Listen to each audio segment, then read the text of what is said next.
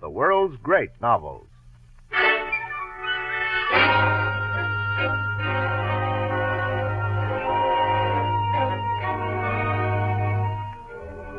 Her short 30 years were spent in an almost cloistered simplicity in the moorlands of England. Yet her rich and somber imagination created its own world, and one of the most compelling novels in the English language. The National Broadcasting Company brings you the first in a 4-part version of Emily Bronte's Wuthering Heights, another in our series of books that live the world's great novel.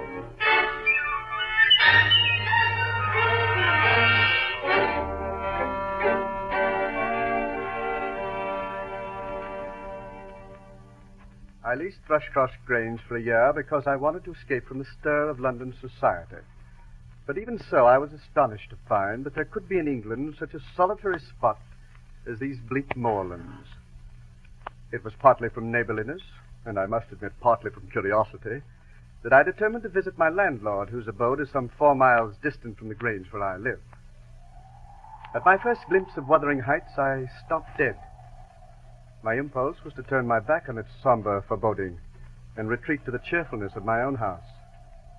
The gray mist that rose about it seemed like giant cobwebs caught in the turrets.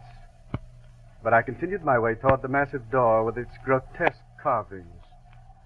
On the crumbling cornerstone, I detected the date 1500 and the name Hareton Earnshaw. I knocked.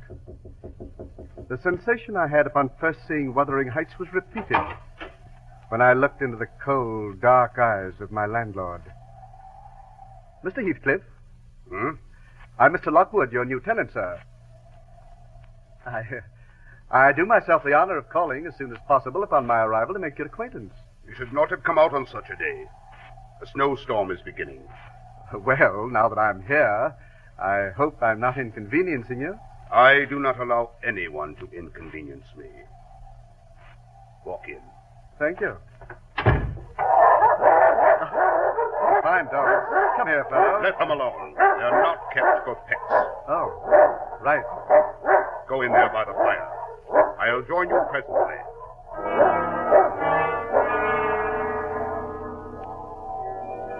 Without another word, my host strode off and left me, and though I felt a little strange walking into the parlor alone, I found the thought of a fire too inviting to remain in the draughty corridor. Within the room sat a roughly dressed young man and a young woman with blonde curls whom a servant referred to as the Missus. They were as inhospitable as Heathcliff. The young woman was preparing tea. May I reach that canister for you, Mrs. Heathcliff? The mantel's rather high. I don't want your help. I can get it for myself. Well, I beg your pardon. Were you asked for tea? I should be glad to have a cup. Were you asked? No, but aren't you the proper person to ask me? Hareton, if you laugh again, I'll throw this kettle at you. Oh, no, you won't. Oh, I won't? Here he comes. The storm is set in good and proper now. I told you you were a fool to ramble around in such weather, Mr. Lockwood. I can't understand why. You run a risk of being lost in the marshes. People familiar with these moors often miss their way on such evenings, and I can tell you there's no chance of a change at present. Well, perhaps I can get a guide among your servant lads, and he might stay at the Grange until morning. Could you spare me one? I could not. Oh, indeed? Well, then, it seems I must trust to my own sagacity, or good luck. How long does it take you to make tea? Why can't you be a little useful? Is he to have any? Get it ready, will you? And stop staring at me, or you shall leave the room. An austere silence prevailed while we drank our tea. I thought perhaps my unannounced visit had caused the cloud, and that it was therefore my duty to dispel it. They could not every day sit so grim and taciturn. I ventured to speak. It's strange how custom can mold our tastes and ideas. Many could not imagine the existence of happiness in a life of such complete exile from the world as you spend, Mr. Heathcliff. Yet I'll venture to say that, surrounded by your family and with your amiable lady as the presiding genius over your home and heart, you're as... My amiable lady? Where is she? My amiable lady. Why, Mrs. Heathcliff here. Your wife, of course. Mrs. Heathcliff. is my daughter-in-law. Ah, certainly, I see now. This young man to my right is the favored possessor of such a lovely person. I'm married to him. Ah? Her husband? Unhappy is your conjecture, sir. We neither of us have the privilege of owning your lovely person. Her mate is dead. I said she was my daughter-in-law. Therefore, she must have married my son. Oh, and this young man is... Not my son, assuredly. My name is Ayrton Earnshaw, and I'd counsel you to respect it. I meant no disrespect. And my condolences because of your son. You may save them. Another cup of tea? No, thank you. Excuse me.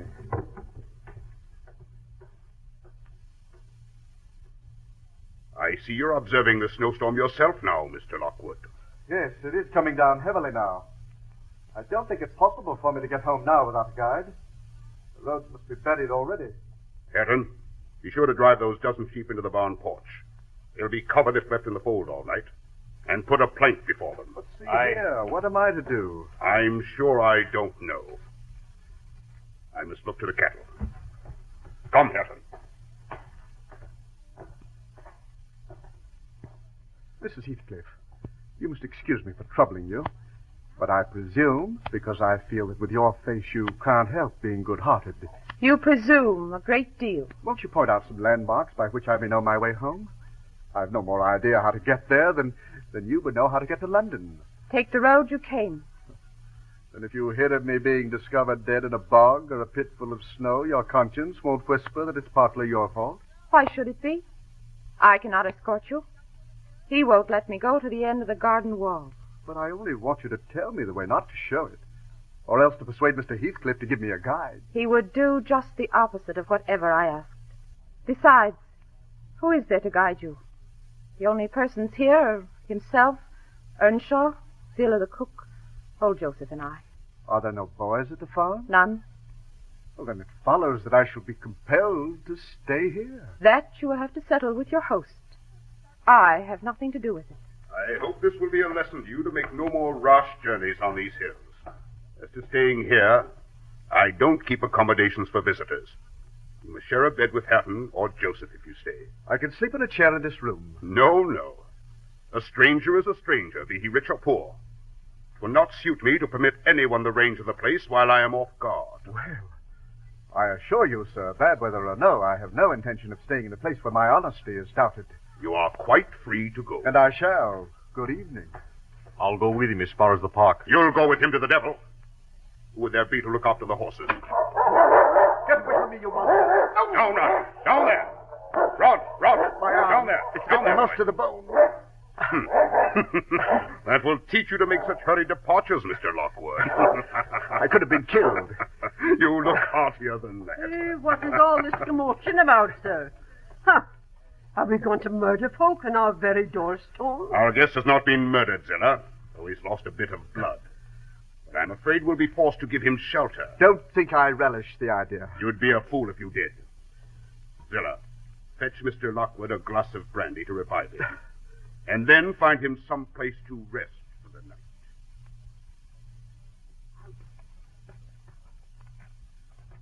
How does your arm feel now, sir? Some better, Zillah. But I'm still quite weak. Ah, yes. You lost a deal of blood. Sir, Yes? I'm going to ask as a favor that you hide your candle and not make any noise when I take you into this room. All right. But may I ask why? The master doesn't know I'm putting you here.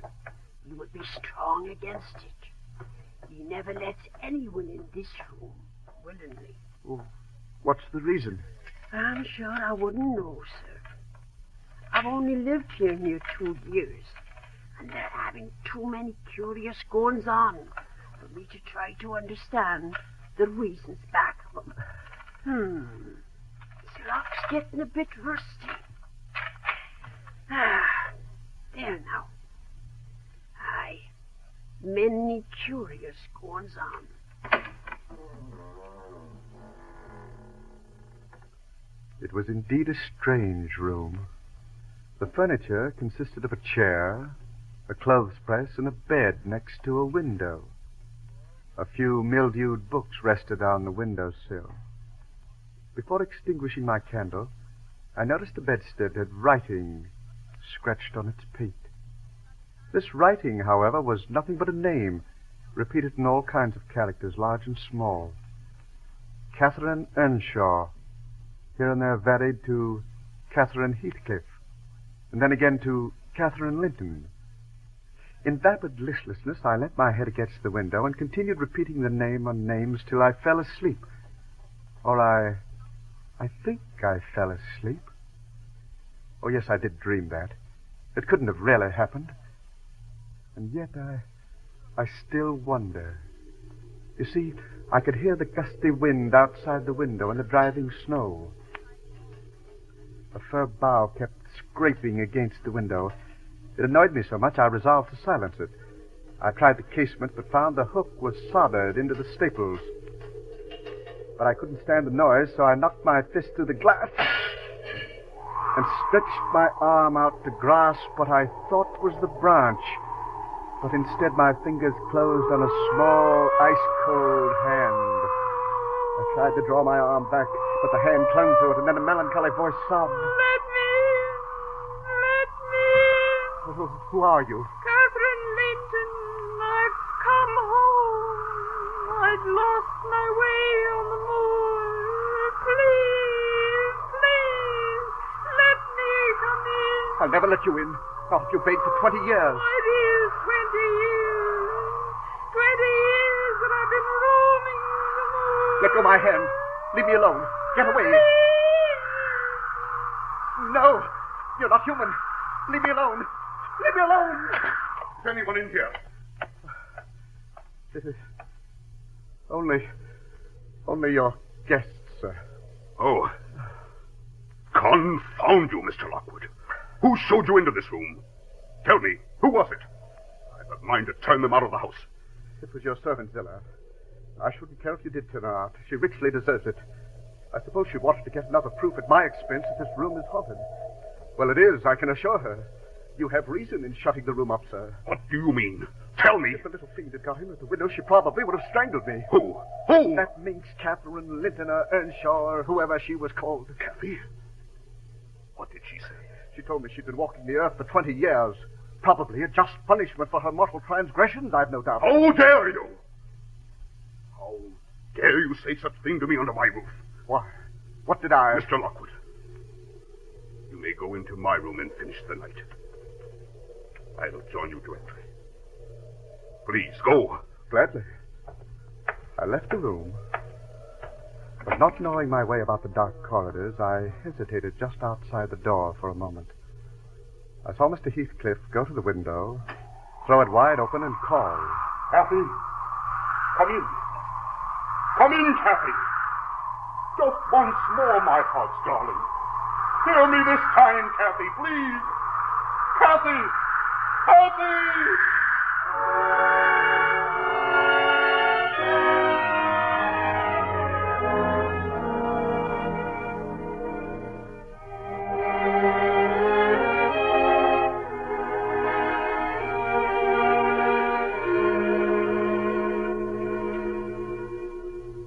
Thrushcross Grange was a welcome sight on my return that morning. I sat before a cheerful fire with a pot of smoking coffee and thought of the evening before. When Mrs. Ellen Dean, my housekeeper, brought in my supper, I asked that she sit down while I ate it, hoping sincerely that she would prove to be somewhat of a gossip. You've lived here a considerable time, Mrs. Dean. 18 years at Thrushcross Grange, sir. I came here from Wuthering Heights when my mistress was married to wait on her. From Wuthering Heights? After she died, the master retained me for his housekeeper. I see. Times are greatly changed since then. I suppose you've seen a good many alterations. I have. And troubles, too. You know, Mrs. Dean, after visiting Wuthering Heights, I find it puzzling that Mr. Heathcliff remains there rather than here at the Grange, which he also owns. I cannot understand anything about him, sir. It seems he would at least fix the Heights up a bit. He has enough money, I'm sure. He has nobody knows how much money, and every year it increases. 'Tis strange people should be so greedy when they're alone in the world. Yes. He had a son, it seems. Yes, he had one. He's dead. And that young lady, Mrs. Heathcliff, is the widow? Yes. Where did she come from originally? Why, sir, she is my late master's daughter. Catherine Linton was her maiden name. What? Catherine Linton? Yes, sir. Why do you start at the name? No reason. She was named after her mother, Catherine Earnshaw Linton. Oh, I see. And her mother lived at Wuthering Heights. That's right, sir. Mrs. Dean, it will be a charitable deed if you tell me something of my neighbors. I'm interested in them, and I feel I shall not rest if I go to bed. Oh, certainly, sir, if you wish it. I'll just fetch a little sewing, and then I'll sit as... The worthy woman bustled off, and I felt an excitement almost to the pitch of foolishness through my nerves and brain. When Mrs. Dean returned and took her place by the fire, she began her story. And I shall let you hear it as it was told to me. Before I came to live here, I was at Wuthering Heights. My mother had worked there before me for the Earnshaw family. Well, one fine summer evening, it was the beginning of harvest, I remember, the children, Hindley, who was 14, and Cathy, who was barely 6, were begging their mother to let them stay up late to await their father's return from a trip to Liverpool. Please, Mama, let us stay up just a little while longer. Yes, please, Mama. Papa will be home soon. But, children, it's way past your bedtime. You will see Papa in the morning. No, tonight. He promised to bring us presents. A fiddle for me. And me a riding whip. I've never seen the likes of such children. Cathy, you should certainly be abed. No, I want to stay up. I will stay up. Listen. What is it? Oh, it's Papa. Papa. So it is the traveler has returned. Well, my family has stayed up to greet me, eh? We wouldn't go to bed. Mama wanted us to. And I'm glad you stayed up. Good evening, Ellen. Welcome home, Mr. Earnshaw. You look tired, dear. That I am, my dear. What have you wrapped in your cloak? Our presents, Papa? Yes, my riding whip. No, not the violin or the riding whip. Oh. But it is a present for all of us. And we must consider it a gift from God. Whatever is it? I shall unveil it and show you. Oh. Stand up, lad. That's right. A dirty, ragged gypsy boy. And he's quite mad at that. You've offended him, my dear. Why did you bring him home, Papa? Yes, would you mind telling me what you intend doing with him? Why, making him one of the family. What else? You think we don't have enough on our hands, with 2 of our own bairns to feed and fend for? You just send him back where he came from. That I can't do because I haven't the slightest idea where he comes from. I found him in the streets of Liverpool, starving and homeless, and as good as dumb. No one knew who he was. I couldn't leave him in such a pitiable state. See how he clings to Papa. Filthy gypsy. Quiet, Hindley. Why, he's covered with dirt. But a nice scrubbing will make him as clean as the rest of us. Take him away, Ellen Dean, and scrub him good. Then put him to bed with the children. Yes, sir. Come along. Now come along, boy. Go along with Ellen, boy. It's all right. That's it. Go ahead. Papa, I shan't sleep with such a dirty ragamuffin. You hold your tongue, Hindley. But for the grace of God, it might have been you walking the streets of Liverpool alone and hungry. From now on, you will treat him as your brother. What's his name, Papa? I don't know that either. But we shall have to call him something. I have thought of a name for him. We shall christen him Heathcliff. Heathcliff? Exactly. I like the name. Heathcliff. Heathcliff. Heathcliff was all the name he ever had. It served him for both Christian and surname. Well, before any time at all, Miss Cathy and he became devoted to each other. They spent long hours of every day romping over the moors together. But with Hindley, it was a different matter. He hated Heathcliff. And after the death of Mr. and Mrs. Earnshaw, Hindley let the full force of his hatred be felt. He was newly married when his father passed on, and he set himself up as a master of the house and ordered Heathcliff to be treated as a servant, forbidding Miss Cathy to have anything to do with him, though little attention she paid to that. Why, the two of them promised fair to grow up as rude as savages. I remember one Sunday evening when Hindley came into the kitchen to call Cathy to supper. Cathy, how many times must I tell you to come to table immediately when dinner is And what, may I ask, are you doing with that ruffian? I am teaching Heathcliff what the curate taught me yesterday, since you've forbidden him any more education. Cathy, I forbade his education because it isn't necessary for snivelling servants to put on learned airs. And I don't intend that you shall go against my orders. Heathcliff isn't a servant. If Father were alive, he wouldn't allow you... Silence! I'm the master here, and I'll not have you forgetting. And you dirty gypsy, I'll flog you within an inch of your life for sitting in here by the fire when you should be out tending to the cattle. Henry, you put down that broom. Don't worry, Cathy. He doesn't hurt me. Oh, you think not?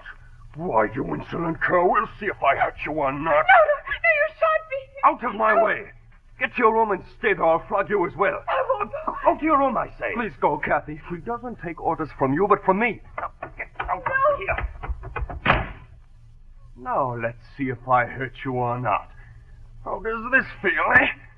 How does this feel?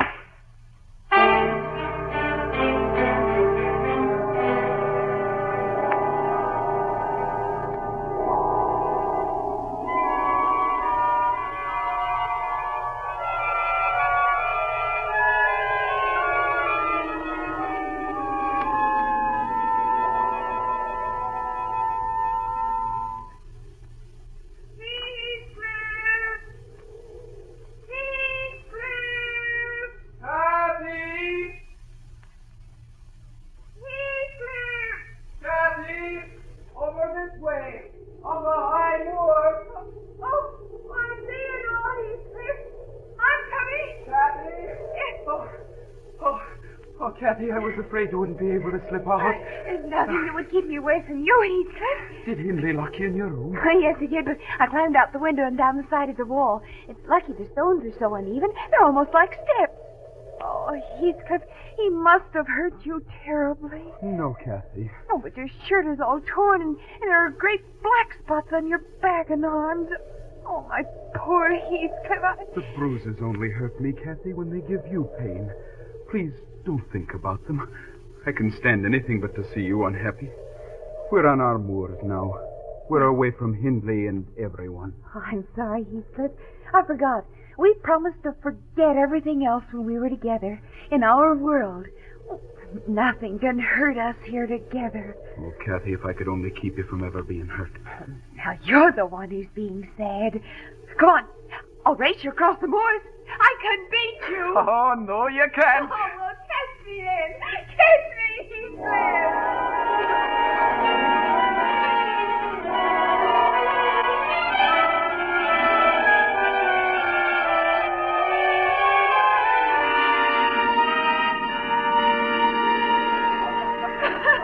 All right, Heathcliff. You caught me, but only because I lost my shoes in the bog. Maybe you're right at that, Cathy. You can run like the wind. Do you want to go back to the bog and look for your shoes? No, we'll get them later. I love to walk barefoot anyway. Oh, well, look, Heathcliff. We ran a very long way. There's Thrushcross Grange just over there. Oh, so it is, where the Linton family lives. They have a son and daughter just about our age. Heathcliff. What, Cathy? Let's walk over and peep in the windows of the Grange and see how they live. I'll bet the Lintons don't treat their children the way Hindley treats us. I will if you want to, Cathy. Oh, I do. Look, we can crawl right through this broken place to the hedge here. Come on. I have my hair caught on the thorn in the bush. Oh, I'll untangle it. There. Thank you. Now we must be quiet, else they'll see it. What fun! Oh, there's a flower box under this window. We can stand on it and see in quite clearly. Oh, Heathcliff, have you ever seen such a beautiful room? Oh, the whole room is carpeted with crimson, with crimson-colored chairs and tables. And the ceiling has a gold border. Those are the children standing by the table there. And dressed like a prince and princess. I'm going to hang on to this window ledge and raise myself up a bit so I can see the rest of the room. Well, be careful. This flower box isn't too steady. Oh, Kathy, look out. The box is falling. Are you hurt, Kathy? Of course not. Take more than a silly old flower box to hate me. We do look so fun. Listen. We've heard it. They're coming. Oh, we'll run for it. Kathy, off running. Oh, thieves. After them, Skulker. Running. Run. The bulldog's caught me. You go. No, Kathy, I won't leave you. Oh, he's bitten your ankle. You filthy cur. Keep fast, Skulker. Keep fast. We have them now. Why, it's only a little girl and a lad. So the boy does look like a little villain. Keep away from me, you witch. Oh. You've hurt Kathy. Such language. Hold your tongue, boy. What a frightful thing he is. Put him in the cellar, Papa. He's exactly like the son of the fortune teller who stole my tame pheasant, isn't he, Edgar? Papa, it's Miss Earnshaw. Miss Earnshaw? Nonsense, Edgar. Miss Earnshaw scouring the country with a gypsy? I've seen her at church on Sundays. I say, my dear, are you Miss Earnshaw? Stop quizzing her. Can't you fools see she's hurt bad? You wicked boy. Skulker did bite her leg deeply, my dear. She may be maimed for life. Oh, this is terrible. Oh, we must take her into the house at once and bandage the ankle. Yes, I'll carry her. Keep your hands off her. Get away, boy. Be off. I won't go without Kathy. Ah, now I know who this fellow is. The vagabond child Mr. Earnshaw picked up on a journey to Liverpool. I tell you, I won't go back without Kathy. But don't you see she can't return with him now? She isn't able to walk. Go on back without me, Heathcliff. Explain to Ellen Dean what has happened, and she will know how to tell Hindley. Oh, Heathcliff, why do you look so sad? I don't want you to go into that house, Kathy. I'm afraid you'll never be the same again. Stop your talk and get home, boy. You go ahead, my dear, and prepare bandages. I'll carry Miss Earnshaw in. Do you feel comfortably enough, my dear? Kathy. Kathy. For all his wild ways, Heathcliff was a sensitive boy, and his fear about Miss Kathy came true, though it was certainly better for her. It took 5 weeks for her ankle to heal, which time she spent at Thrushcross Grange.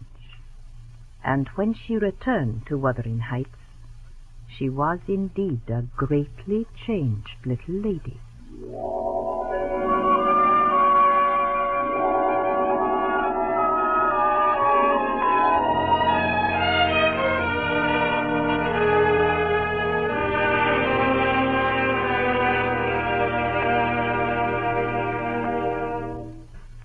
Wuthering Heights by Emily Bronte is one of the world's great novels brought to you each week by the National Broadcasting Company. We invite you to listen next week to the second episode of Wuthering Heights and suggest that you visit your local public library very soon. To enhance your enjoyment of this series, we recommend the Handbook of the World's Great Novels, which you may obtain by sending 25 cents to World's Great Novels, Post Office Box 30, Station J, New York 27, New York. That's Post Office Box 30, Station J, New York 27.